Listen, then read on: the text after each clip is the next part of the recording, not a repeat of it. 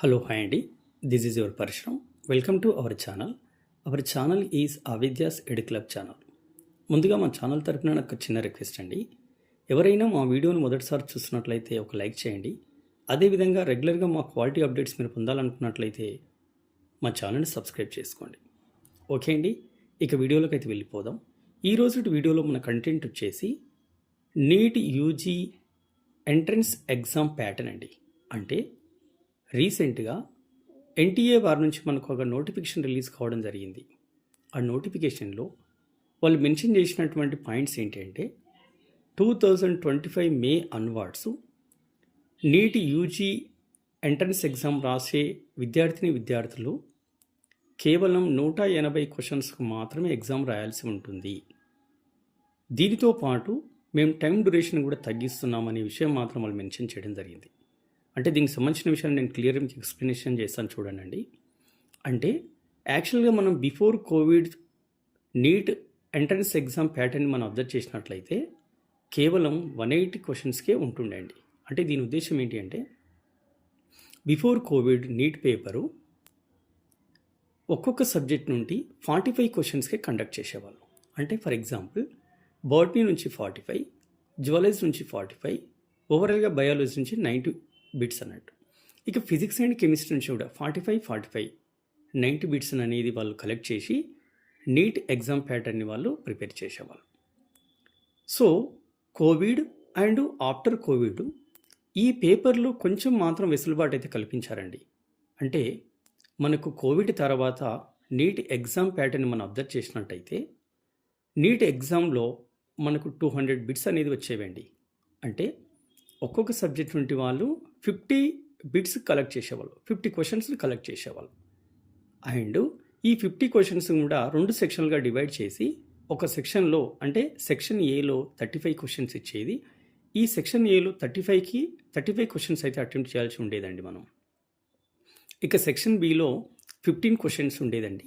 ఈ 15 క్వశ్చన్స్లో మనం కేవలం ఓన్లీ ఎనీ 10 క్వశ్చన్స్ మాత్రమే అటెంప్ట్ చేయాల్సి ఉండేదండి.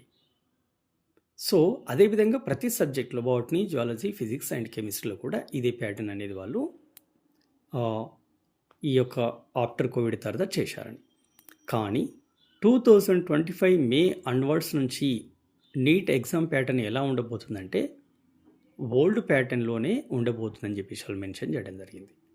ఇక అదేవిధంగా ఇంకొక ఇన్ఫర్మేషన్ కూడా ఇవ్వడం జరిగిందని చెప్పాను కదా, అదేంటి మనకంటే టైం డ్యూరేషన్ కూడా మేము తగ్గిస్తున్నామని చెప్పడం జరిగింది. అంటే ఇక 180 క్వశ్చన్స్కి 180 మినిట్స్ని మేము ప్రొవైడ్ చేస్తాము.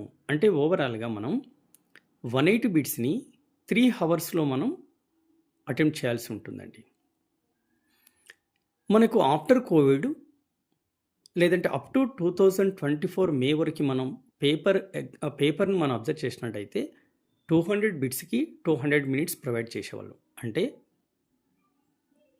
3 hours 20 minutes మనకు టైం డ్యూరేషన్ అయితే ఉండేదండి.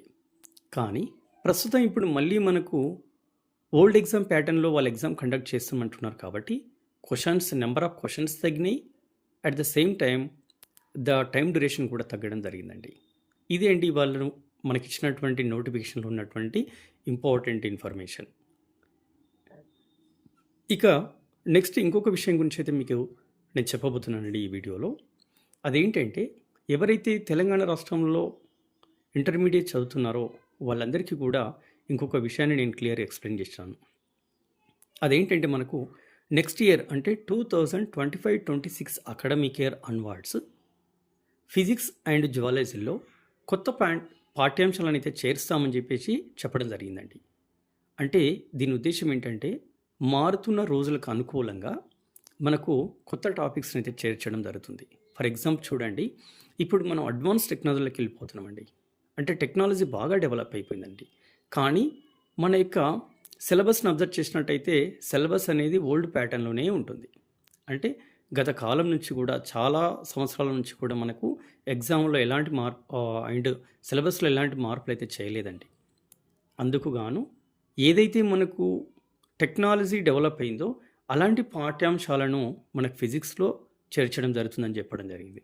ఫర్ ఎగ్జాంపుల్ చూడండి, ఫిజిక్స్లో చేర్చబోయే పాఠ్యాంశాలు వచ్చేసి మనకి ఏఐ అంటే ఆర్టిఫిషియల్ ఇంటెలిజెన్స్ సంబంధించినటువంటి పాఠ్యాంశాన్ని చేరుస్తారు.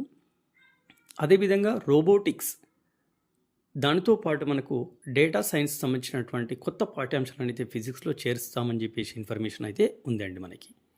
ఇక దీనితో పాటు మనకు జ్యువాలజీ సబ్జెక్ట్ని మనం అబ్జర్వ్ చేసినట్టయితే ఇక జ్యువాలజీలో కోవిడ్కి సంబంధించినటువంటి పాఠ్యాంశాలను అయితే చేర్చామని వాళ్ళు క్లియర్గా మనకు మెన్షన్ చేయడం జరిగిందండి. అంటే కోవిడ్ అనేది ఆ వైరస్ ఎలా స్ప్రెడ్ అవుతుంది, ఈ కోవిడ్ వస్తే ఆ యొక్క వ్యాధిగ్రస్తునికి ఎలాంటి లక్షణాలు కనబడుతున్నాయి అనే కొన్ని విషయాలపైన వాళ్ళు బేస్ చేసుకొని ఈ కోవిడ్ పాఠ్యాంశాలను అయితే మనకు జ్యువాలజీలో చేర్చామని వాళ్ళు క్లియర్గా మనకు మెన్షన్ చేయడం జరిగింది. ఇదేంటి మనకు ఈ వీడియోలో మనకు ముఖ్య సమాచారం. మరొక మంచి అప్డేట్తో మళ్ళీ కలుద్దామండి. Thank you very much.